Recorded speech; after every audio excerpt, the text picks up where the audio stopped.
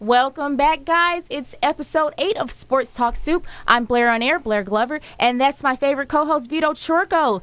Guys, today we have a very special guest, Rico Beard from the team 92.1 FM in Lansing. So we're going to jump right into it as always because we feel like we never have enough time with you guys. We never do have enough time with you guys. I think I overtalk. I might have a problem with that a little bit, but Rico Beard, a professional in sports radio, sports talk radio, and Rico, glad to have you on. How are you doing?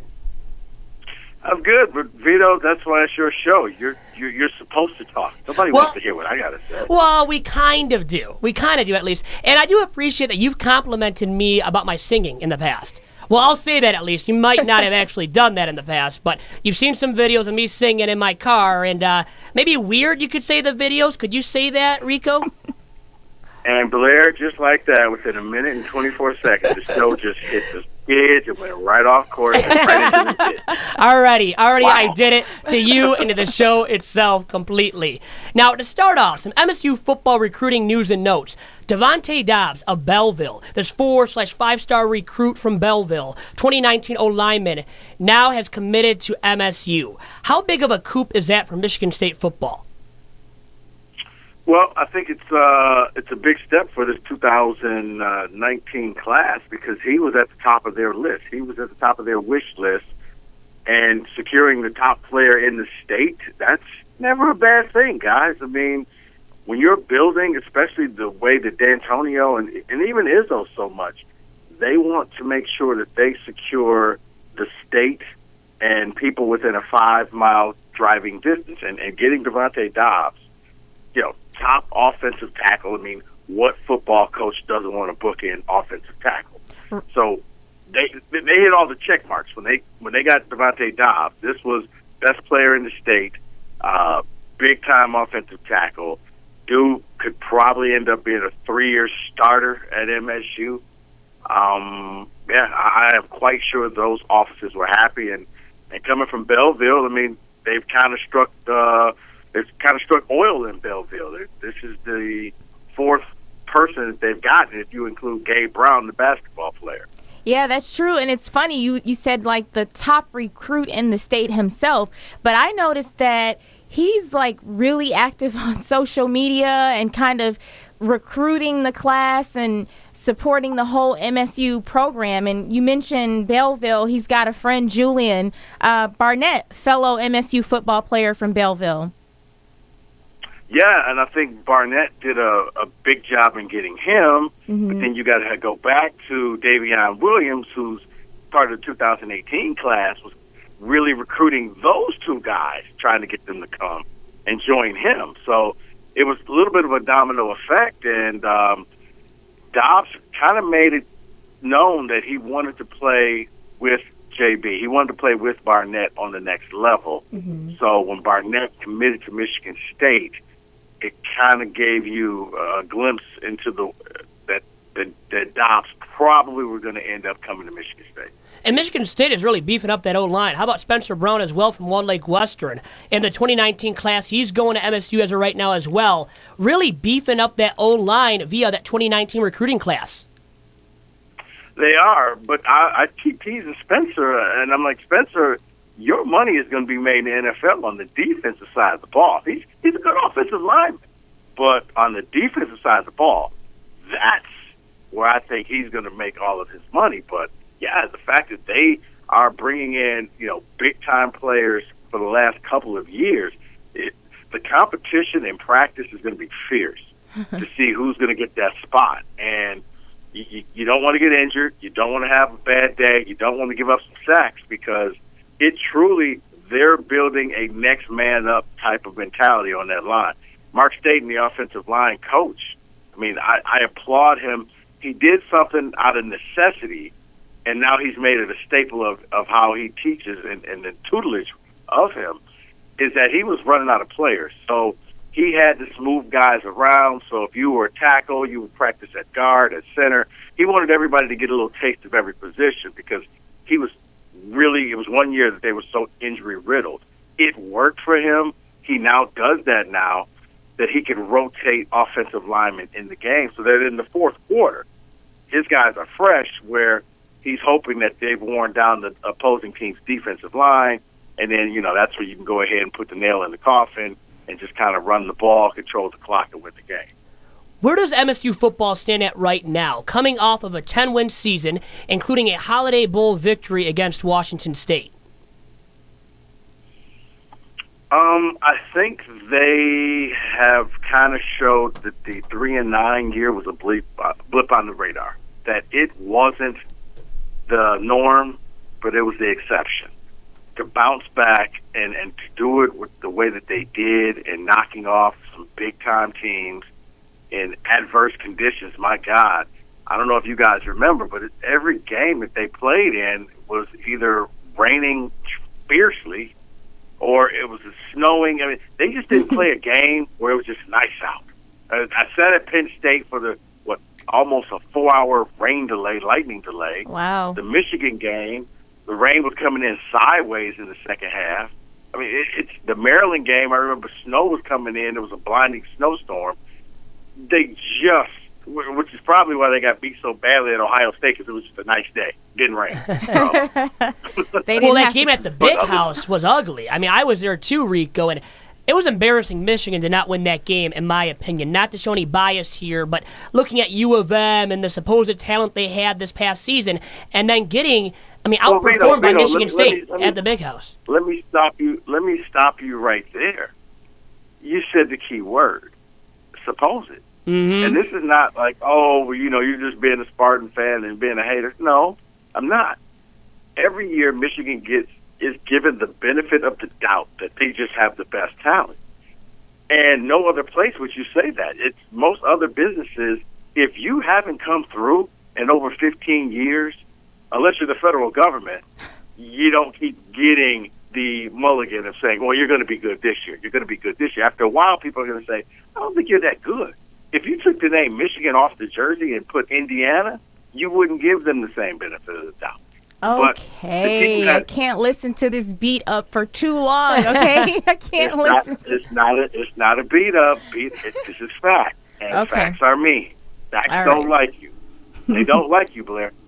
No, it's honesty. In that game, it was as simple of Michigan got beat by their own arrogance. Apparently, no one on that staff had a weather app on their phone and knew that the storm was coming, because I said whoever has the lead at halftime will win, because the weather becomes the 12th man. And for Michigan State, people are like, well, they had 5 turnovers. They caused 5 turnovers, but they didn't blow them out. If you look at the stats, they only passed the ball twice in the second half. They basically ran out the clock, and it worked for them. It almost lost it, but they just said, you know what? They threw 2 passes, both shuttle passes, probably the safest pass in football, because it looks like a handoff. If you drop it, it's an incomplete pass, not a fumble. So, yeah, Vito, that's how they ended up winning that game. They jumped ahead early and just said, okay, you go ahead and try and throw in a monsoon. We're not that stupid. And facts are facts, and facts do hurt people. They are hurting Blair. But also, another fact, Brian Lewerke was much better than any U of M passer this past season. And then Harbaugh's a supposed quarterback whisperer. What the heck has been happening in Ann Arbor with the lack of development when it comes to quarterbacks, and MSU outshining Michigan in that facet as well? Blair, he asked Go ahead, be honest. Tell your opinion. I can handle it. Next season's coming. It's all right. Go ahead and talk about the past seasons. I think the biggest mistake that Michigan does every year, and they're about to do it again this year, is continuity. You're treating your quarterbacks like a pair of underwear. You had a bad game, boom, change them, boom, gone, boom. You don't stick by your guys. A lot of quarterbacks I've seen, when they first start off, are not that good. They struggle. They throw interceptions. They do a lot of things. In my opinion, Harbaugh doesn't have the sense of loyalty to put his arm around a guy and say, don't worry about this. We'll make it through this. And I think for Michigan, if they ever just took a year and said, hey, you know what, like last year, we're going to roll with Brandon Peters no matter what. And we may have a bad season this year, but that's okay, because we're going to build to our future. Then I think you'll see Michigan get dangerous. But every game, it's a quarterback competition. Quarterback doesn't have confidence. So when you that breeds one of two types of quarterbacks. Ultra-conservative quarterback who won't do anything wrong and hoping that it will appease Jim Harbaugh and he can stay on the field, or you get gunslinger guy who just says, bleep it, I'm just going to throw the ball around and hopefully I'll become that Brett Favre type and I won't throw too many interceptions.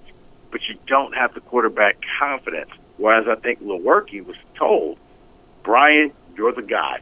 He stunk up the joint against Notre Dame last year. But he walked into the press conference and he owned it and said, I played over my head. I don't think that I was ready for this, but you know what? This won't ever happen again.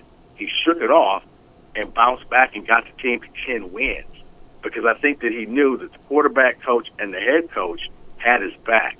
I don't think the coaches have the quarterback's back at Michigan. They're looking for that next superstar all the time instead of taking somebody and making him a superstar. James Franklin has done that with Trace McSorley. You take a guy and you make him yours. And when he becomes a second or third year player, it's almost like having another coach on the field.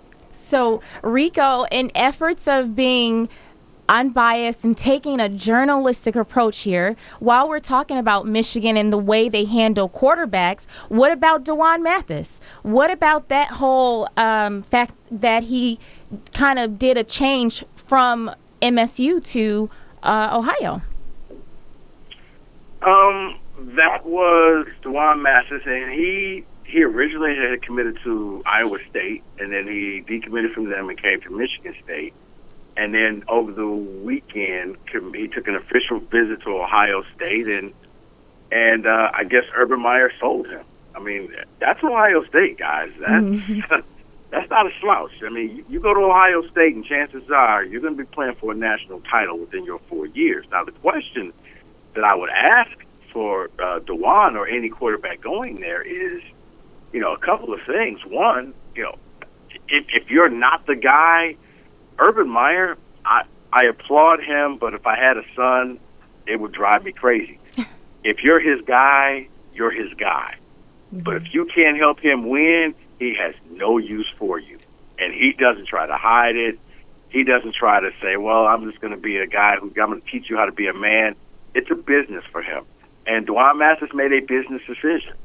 I thought it was funny when I read the comments, I think it was his father saying how, Urban Meyer and Ohio State put all these first-round quarterbacks into the NFL. And I was like, what? Who? Yeah, that's not true. I was going to say, you should see Vito. He's like shaking his head. We got to give him a chance to get in here because he's getting riled up here in the studio. No, but go on. But I would say this. Hold up. But as far as Matt, guy had to make a decision for himself. Mm-hmm. And quite frankly, the way the quarterbacks now are in college, I didn't think that between Mathis, C.O. Day, and Rocky Lombardi, that all three of those guys would sit there and be there. Guys don't like to sit and wait anymore. You want to play. I mean, when Clemson loses the number one quarterback in the nation because he didn't play after his first year, he just said, I'm leaving. I'm going to Northwestern. I want to play.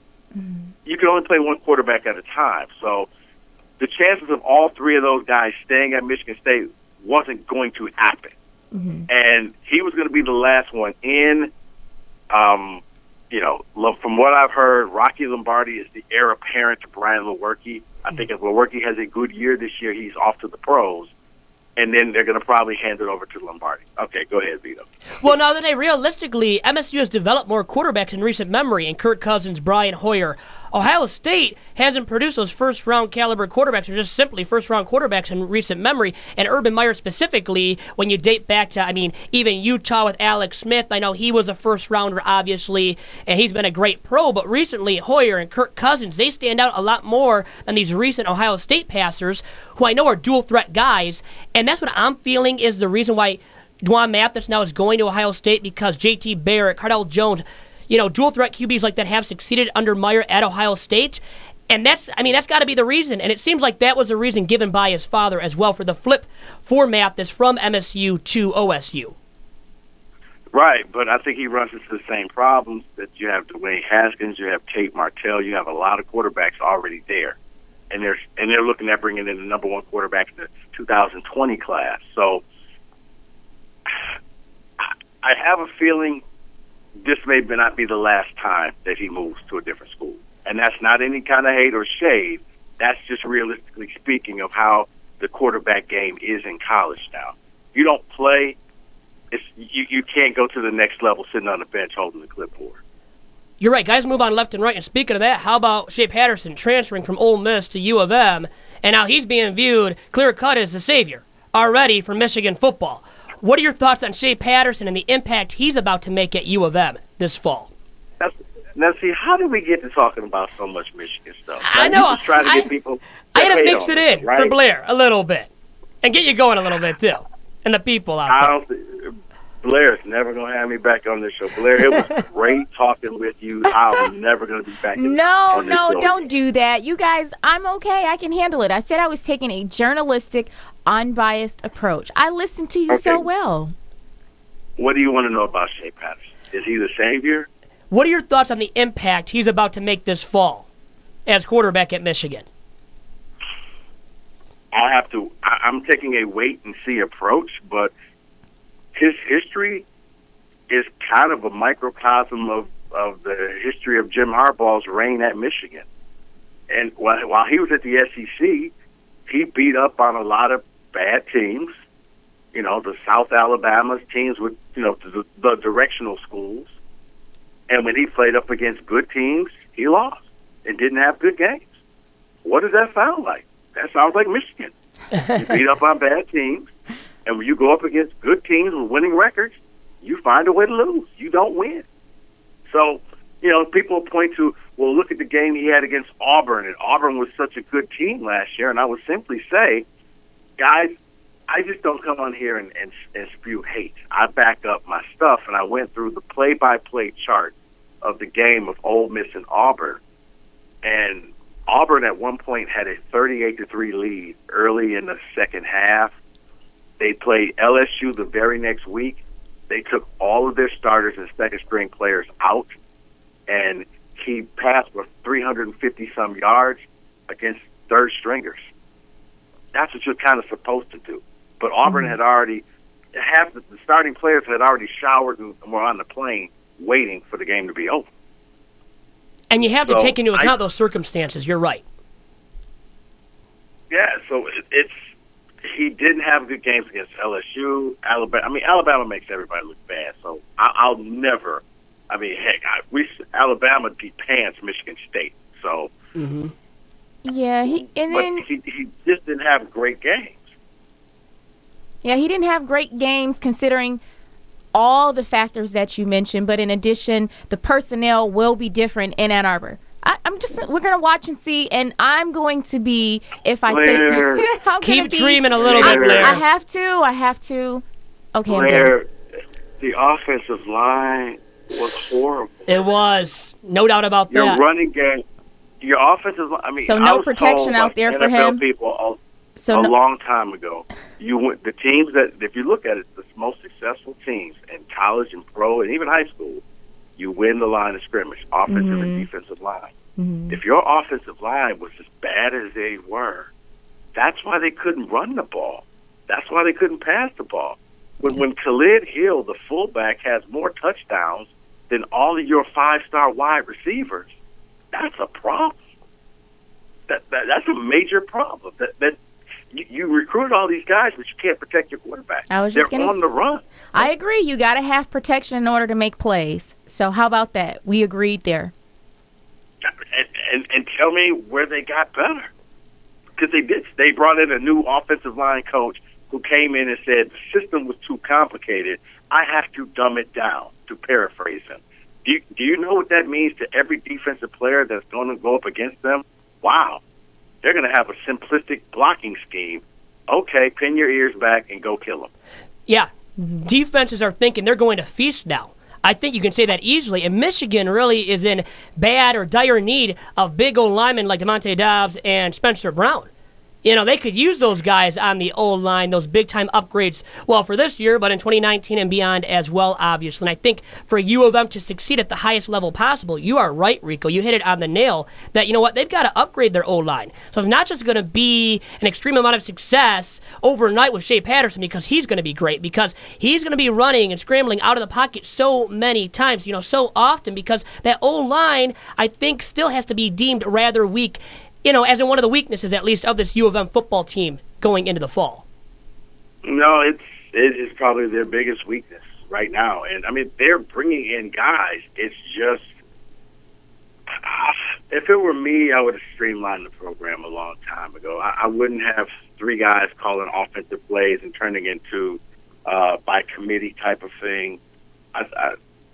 They have a lot of problems going on there. And you could put Joe Montana, you can put Tom Brady back there, but if he's running for his life, you're not going to win games. You'll beat bad teams. You'll beat the Eastern Michigans of the world. Mm-hmm. Yeah, okay. Well, actually, he's just pretty good now, so I can't even use them. But you'll beat bad teams.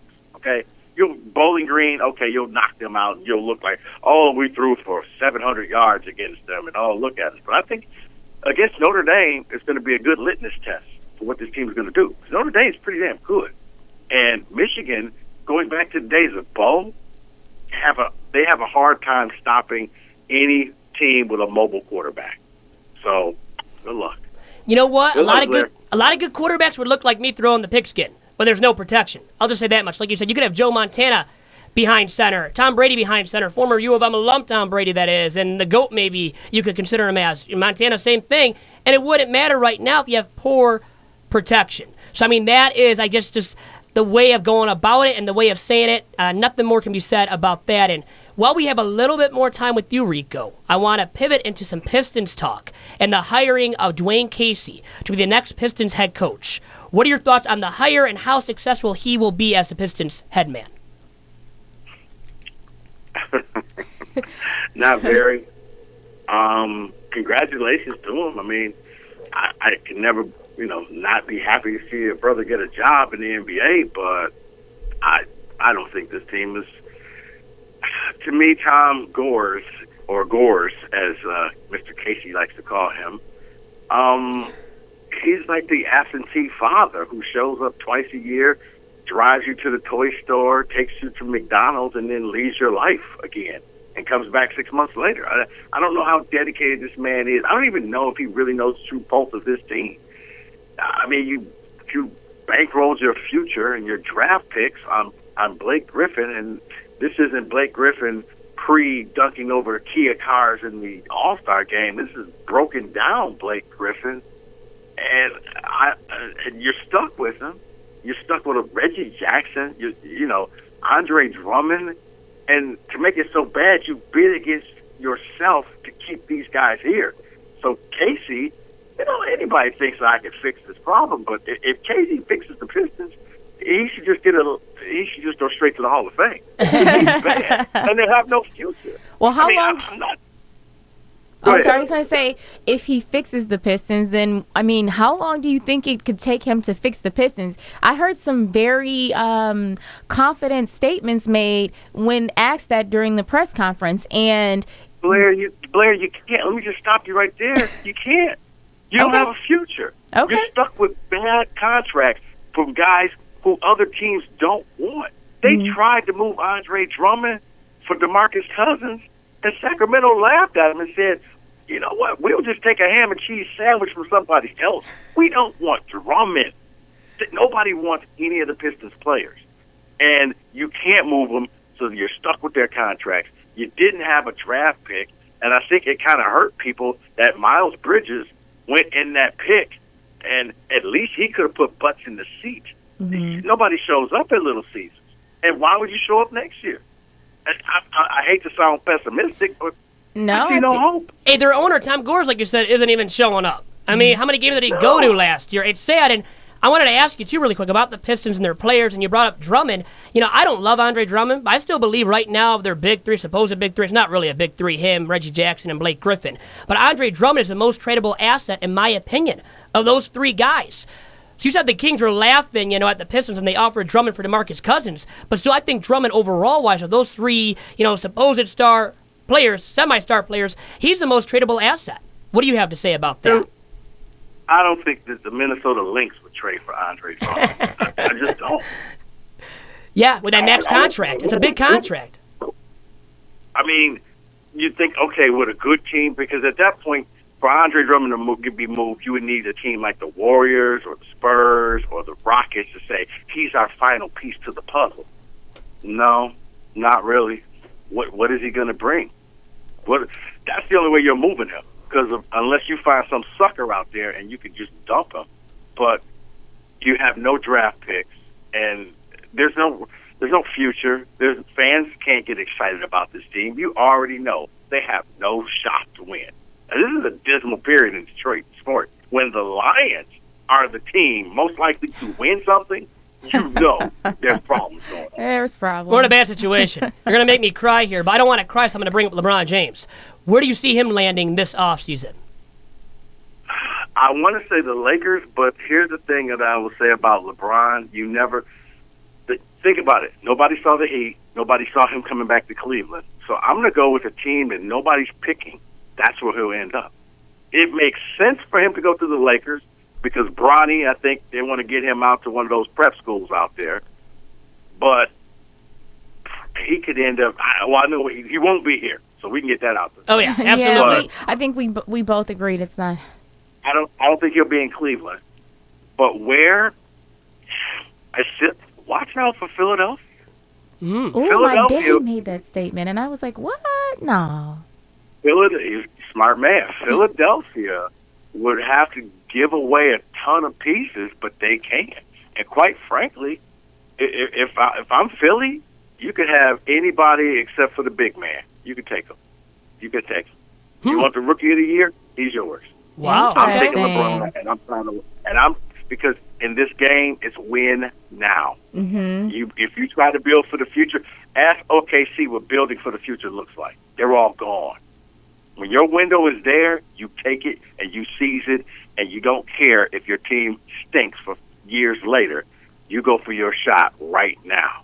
And I can't see Boston because he will be reunited with Kyrie, but watch out for Philadelphia. I just got a feeling. And guys, OKC at one point had Durant, Harden, and Westbrook all on one squad, all NBA MVPs now. And I'll leave it at that. Blair and I have had a ton of fun with you. Rico, you are a true MVP, sports talk radio personality. Awesome. Great stuff from you. Thank you so much. And you know what? You are more than welcome back anytime. If you are okay with Vito and I's personalities today, you're more than welcome to come back. Yeah, you say that now. It was fun. We're going to revisit it during football season. Let's try it again. Okay. Thank you, Rico. Have a great day. Bye-bye. I see you. You too. So, Vito, this show was jam-packed with lots of information about local sports. Rico was such an excellent source to kind of tie all of that together for us during this episode. So we got to get somebody that's going to represent Michigan and, maybe pick their brains about the offensive schemes and, what do they see as far as building into the future. So maybe we'll get some Michigan guys on here. Michigan was only 8-5 last year and lost that Outback Bowl against South Carolina. Had to bring it up to end this episode. I'm sorry to do that to you, Blair, but it's been a pleasure speaking with you, with our guest, Rico Beard. He graced us with his presence, all of his knowledge and insight about Michigan State football, NBA, Pistons, and LeBron James, and where he sees him landing. Mm-hmm. And we'll talk again for another episode very soon here on Sports Talk Soup, Blair. Yes, thanks, guys, for tuning in. Bye-bye. Bye.